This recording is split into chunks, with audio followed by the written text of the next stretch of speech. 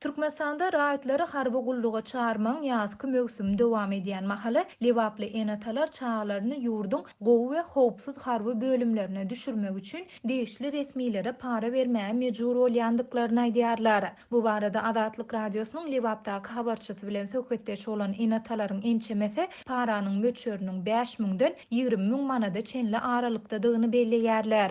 Maý aýyndan bäri enatalar öz ogullaryny ýurdun ençeme harby bölümine düşürmek ýa-da düşürmezlik üçin Lewapdaky harby wekillige para berýärler diýip gizlinlik şertinde söhbetdeş bolan habarçy 8-nji iýunda gürrüň berdi.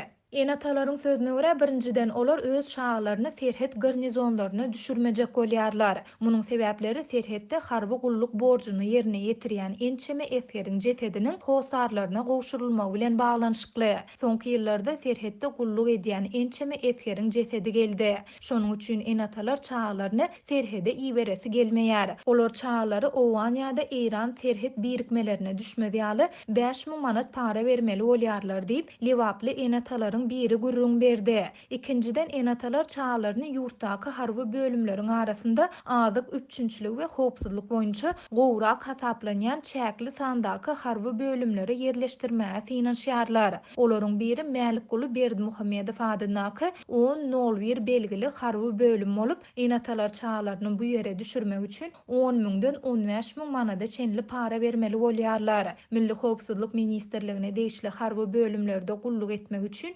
20.000 manat, prezidentiň goruw polku üçin 15.000 manat para sorulýar. Bularyň ikisi üçin-de eskeriň 3 arkasy barlanýar we olar arassa bolmaly. Enatalar öz çağlaryny Aşgabat şäherinäki ähli harby bölümlere düşürmek üçin-de 5.000 manat para bermeli bolýarlar diýip habarçy ýakynda bu mesele bilen ýüze-ýüz bolan enatalara salgylanyp gürrüň berdi. Adatlyk radiosynyň baýdylanlary Lewap vilayatynyň Türkmenabad şäherinäki harby wekilligine tasdiklatmak ýa-da inkar etdirmek synanşyklary başa barmady.